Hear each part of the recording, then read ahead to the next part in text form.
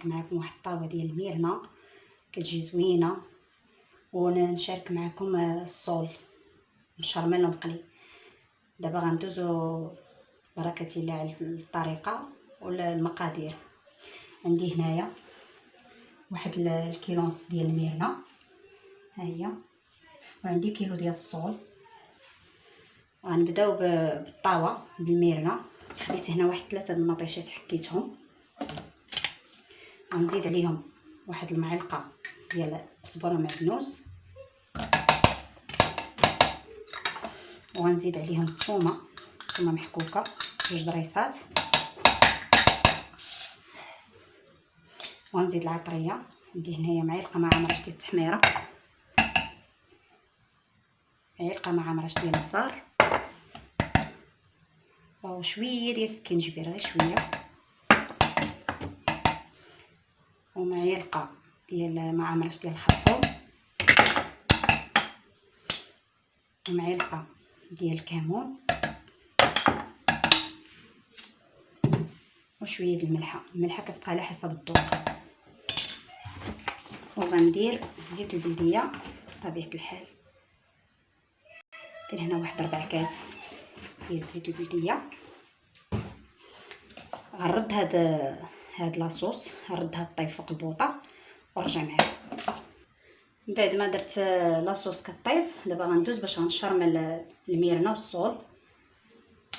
خديت هنايا شويه ديال الملحه كتبقى على حسب الذوق، نص معلقه ديال ديال الكمون، 4 معالق ديال البزار ديال السكنجبير، 4 معالق ديال البزار، 4 معالق ديال الفلفل الاحمر، 4 معالق الخرقوم.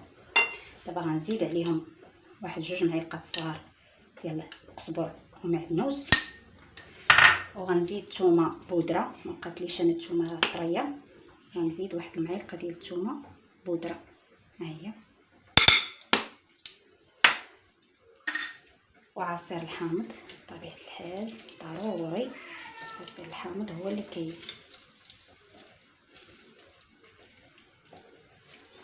نحيد هاد العطينات.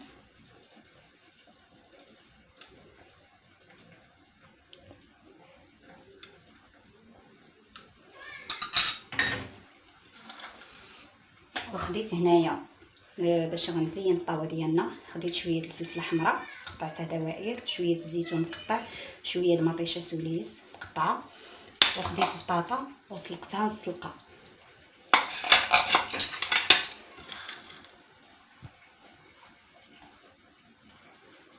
غنزيد البنات شويه هاد لاصوص الحاره، كتجي زوينه وكتعطي مذاق زوين. غنزيد واحد شويه، يمكن لكم تعوضوها بالهريسه اللي ما عندوش هادي. صافي دابا غنخلطها بيديا، هكا نخلطها تشرموله مزيان.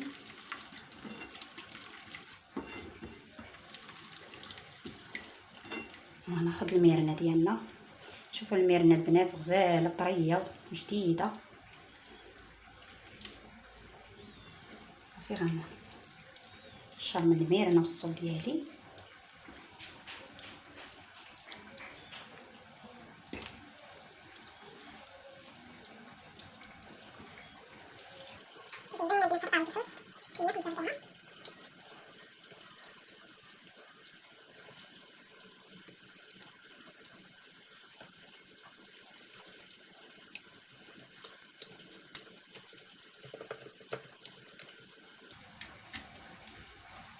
ها هو البنات الحسن اللي شرملته.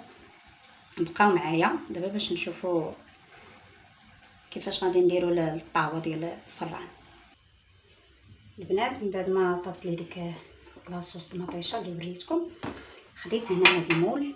كنكم تاخذوا اي مول، يكون مول دائري ولا يكون مستطيل هكا ديال الزاج اللي كان. انا خديت هذا، غنكب واحد شويه ديال لاصوص. بسم الله.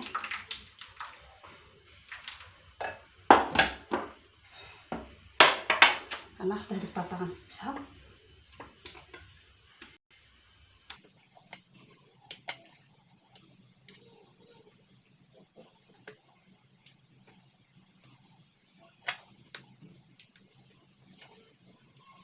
استفت هاد الطاطا، ناخد الميرنه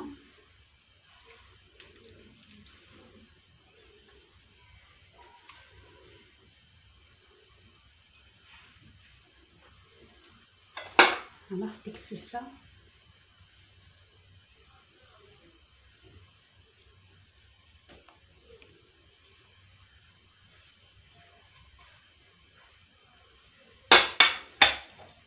ناخد مطيشه سوليس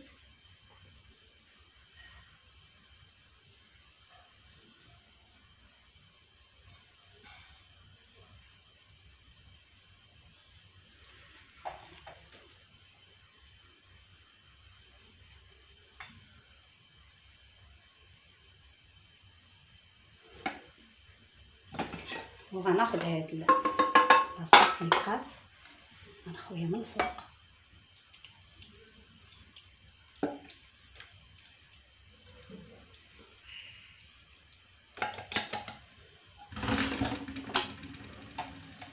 وناخد هاد شويه الزيتون ونديرو هنا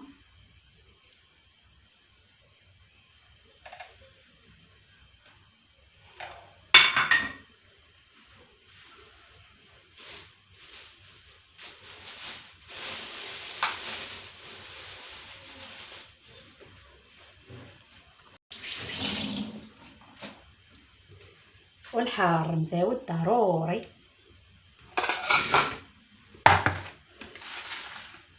هذا هو الطبق ديالنا البنات. دابا غندخلو الفران يطيب، ومنين يطيب نرجع معكم البنات. من بعد ما خليت الصول واحد نص ساعه ولا ساعه المكانه كيتشرب هاد الشرموله، دابا غندوز باش غنقليه نوريكم الطريقه ديالي اللي كندير باش كنقلي الصول. خدت هنايا واحد شويه ديال الفينو، اما تاخذوا الفينو ولا تاخذوا السميده رقيقه، هما كيجيو احسن من الفورس، كيجي بها بالفينو ولا السميده رقيقه كيجي مقرمش. دابا راني رديت المقله راه كتسخن، الزيت خصو يكون سخون مزيان عاد كنلوحو الصول ديالنا فيه. دابا غناخد الصول غنمرمدو في هاد الفينو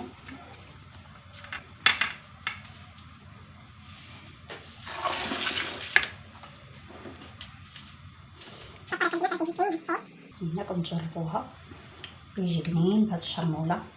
كاين اللي كيبغي غير بالكمون والملحه والحامض، ولكن بالشرموله راه كيجي زوين بزاف.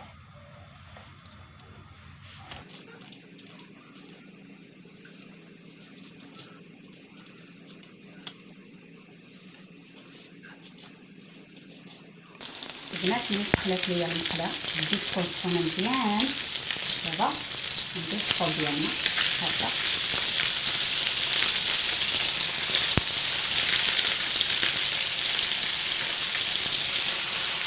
البنات. واحد الملاحظه، الصول ما كيبغيش تبقاو تقلبوا فيه، خصو حتى يتحمر من الجهه اللي حطينا عليها، عاد ديك الساعات نقلبوه باش ما يتفرفتش.